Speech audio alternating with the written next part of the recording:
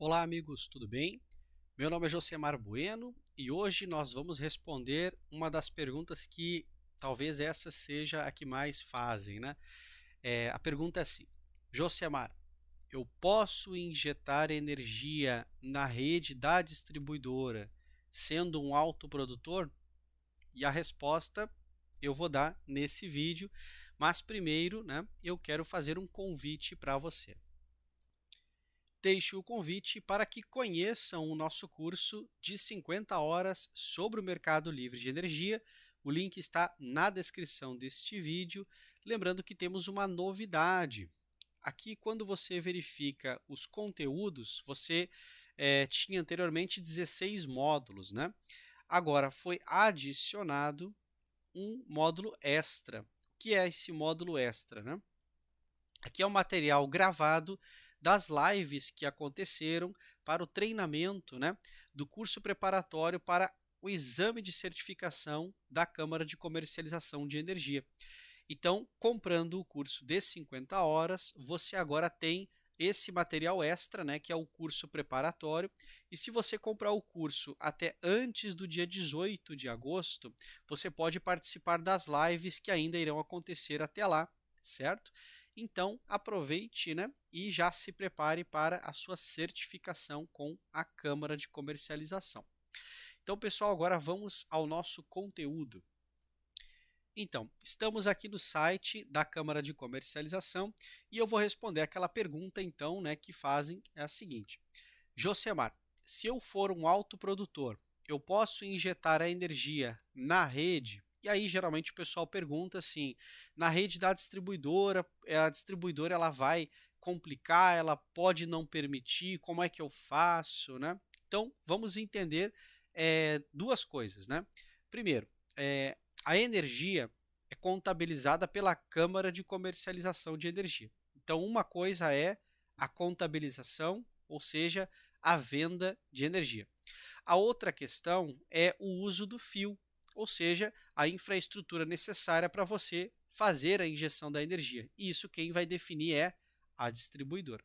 Então, antes de iniciarmos aqui e falarmos da contabilização, vamos entender em que momento, né, eu comunico à distribuidora que eu tenho interesse em ser um autoprodutor e eu quero sim injetar energia na rede, né? Então vamos lá, vamos pegar um exemplo aqui.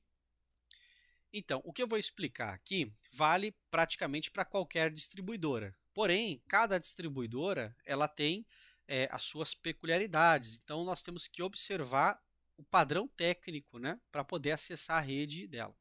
Aqui eu peguei como exemplo a Celesc, mas, né, você pode ali conferir outras distribuidoras, você vai perceber que o procedimento é parecido. Aqui eu gostei que a página está um pouco organizada, né, então a forma aqui fica mais fácil de verificar. Então olha só, acessei o site da Celesc, procurei então por normas técnicas e nós temos aqui, ó, conexão de centrais geradoras. Então se o meu interesse é ser um autoprodutor e injetar energia na rede, eu vou ler os requisitos para fazer essa conexão. Então, eu tenho todo o padrão técnico aqui. Existe um passo a passo para poder realizar essa conexão e, ao mesmo tempo, né, o primeiro passo, que é a consulta de acesso, ou seja, na etapa 0, ele já me pergunta se eu tenho interesse em fazer a venda de energia ou não. Então, vou abrir o documento aqui para você. Vou clicar aqui em consulta de acesso.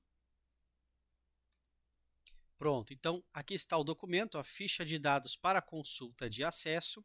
Então tem a identificação e veja que aqui no início do documento, né, ele já pergunta, né, se eu quero ser um autoprodutor com ou sem a venda de energia excedente.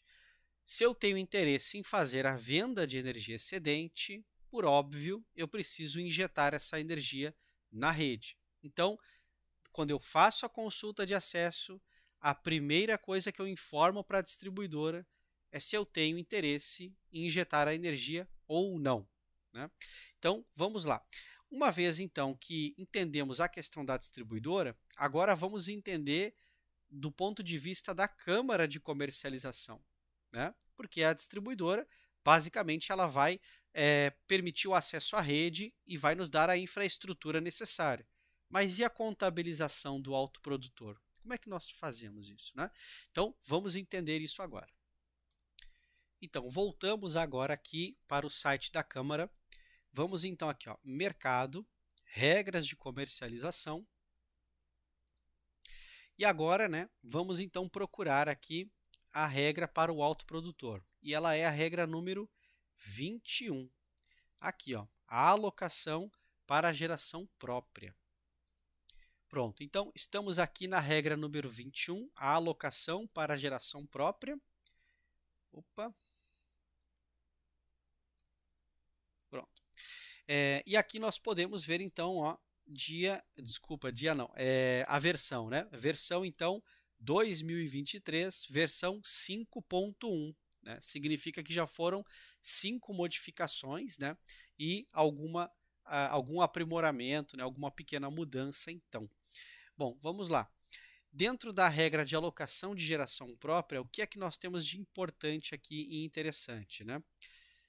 Vamos descer aqui o documento. Primeira coisa importante aqui, ó. Vejam, este módulo envolve agentes autoprodutores, mas ele também vale, olha, produtores independentes com cargas próprias, né, e consumidores participantes de sociedade de propósito específico. Então, a contabilização, ou seja, a alocação de geração própria também serve, né, para esses critérios. Vamos entender um pouquinho, então, da alocação de geração própria. Bom, aqui no documento, eu vou mostrar para vocês a parte mais final aqui. Pronto. Aqui, vamos começar pelo item 1.1.4, né? Então, aqui, ó, a apuração dos débitos de alocação de geração por não cumprimento dos critérios de uso exclusivo para atendimento do consumo. Então, no texto, ele diz assim: na Câmara de Comercialização, há 2 tipos de modelagem dos ativos. O que são os ativos? É a usina e a carga, que devem ser considerados para a apuração dos critérios do uso exclusivo. Então, você tem a usina modelada juntamente com a carga, vamos pintar aqui, e temos a usina modelada separadamente da carga. Veja, o que é uma usina modelada separadamente da carga? A usina ela pode estar em qualquer lugar do Brasil, porque não existe limitação geográfica, né?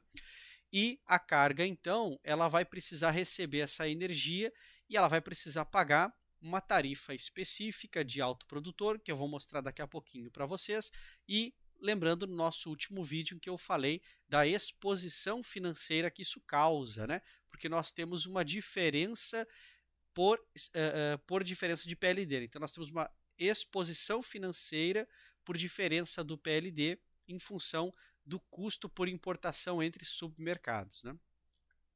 Bom, aqui na contabilização eles já deixam aqui algumas dicas, né? Então, no início do texto nós já temos assim: para os agentes autoprodutores que possuam cargas próprias e sejam contabilizados juntamente, aqui eu vou marcar, ó, juntamente com a respectiva usina, na Câmara de Comercialização, sob a figura de um mesmo agente, olha só, toda a geração mensal é contabilizada juntamente com o consumo mensal, né? Então, se você produz e você consome, a contabilização analisa tudo que foi produzido e tudo que foi consumido e faz então uma relação, né? Faz um abatimento, digamos assim.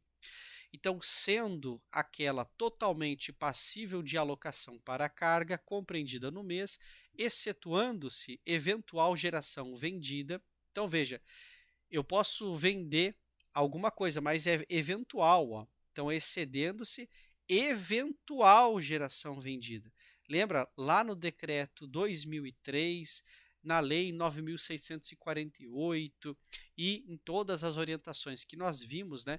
O autoprodutor ele pode vender energia, mas é de forma não habitual e ele tem que fazer isso de forma eventual. Então, o autoprodutor pode vender a energia excedente, sim, mas de forma eventual e não habitual, né? Então, eventual e também de caráter temporário, né? Então, existe até uma definição. Bom, aqui nesse caso, eu não vou continuar a leitura aqui, vamos pular um pouquinho, vamos para frente. Bom, aqui mais à frente, então, no documento, né, nós temos alguns exemplos que a própria Câmara de Comercialização coloca até para otimizar o processo, né? Então, olha só que interessante, ó. Como os casos mais comuns é quando o agente autoprodutor, né, ele é proprietário da usina e também das cargas, então existe uma regra específica e você não precisa realizar certos registros, né? Então é a forma mais simplificada. Nesse caso, o que acontece? Ó? Por exemplo, o agente alfa 1, que é proprietário das usinas, né? No caso aqui P1 e P2, ele vai registrar onde 100% da produção de P1 e P2 devem abastecer então os seus perfis de consumo. Então ele tem, no caso, a carga C1, C2, C3 e C4. Então você vai registrar na Câmara de Comercialização, seguindo a regra do AGP, os montantes, né? Nesse caso aqui, 100% da produção. Mas não para por aqui, porque você pode praticar, por exemplo, a venda de energia. Então, mais adiante, nós temos aqui o exemplo 2. Deixa eu não ficar na frente aqui, né? Aqui, pronto. No exemplo 2 é um pouco diferente, né? Então, nós temos aqui o agente alfa 1, ele tem uma autorização onde ele usa 20% de toda a produção para atender as suas cargas, no caso C1, C2, C3 e C4, né? Mas veja que ele está fazendo uma venda ou um repasse, depende da modalidade aqui, onde são 30% de P1, então aqui, ó, 30% de P1 é repassado para o agente alfa 2, e veja que o agente alfa 2 também é um autoprodutor, né? Ele tem aqui a usina P2. Porém, a usina não é suficiente para abastecer todo o perfil A2 do agente alfa 2. Por isso, ele adquire, né, 30% de P1. E o agente alfa 3, ele compra, então, 50%, né, da produção de P1. Então, nesta forma, eu tenho um exemplo onde você pode realizar, então, a venda de energia excedente, né? Ou seja, eu preciso injetar na rede para que os outros consumidores recebam essa energia. Então, sim, você pode injetar essa energia na rede. Bom, então, o que nós percebemos aqui, né? Eu posso fazer a injeção da energia na rede, porém a pergunta que fica agora é a seguinte: mas é a distribuidora, né? Então vamos separar as coisas.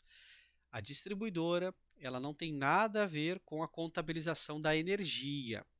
A distribuidora, ela vai cobrar a TUSD, que é a tarifa pelo uso do sistema de distribuição. E isso é muito bem definido no caso do autoprodutor.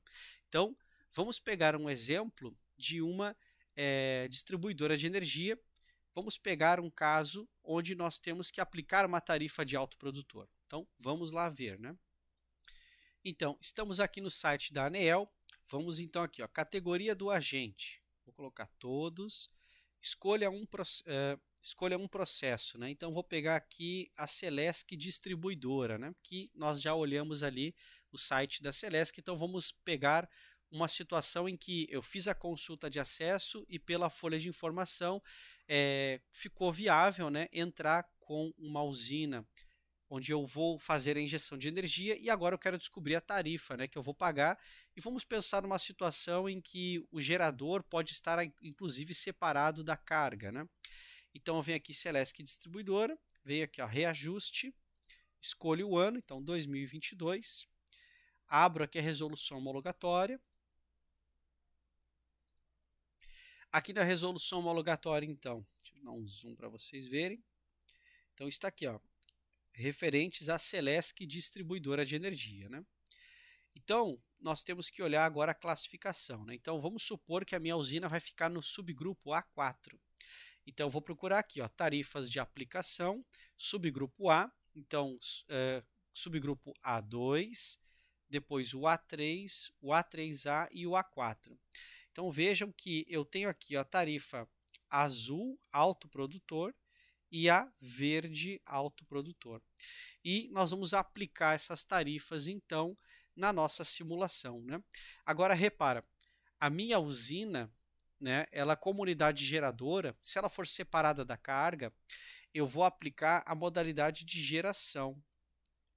E lá na carga, se ela receber 100%, né, da energia que vem da minha própria geração, então eu vou aplicar a tarifa de autoprodutor, né? Então existe uma lógica por trás dessa aplicação.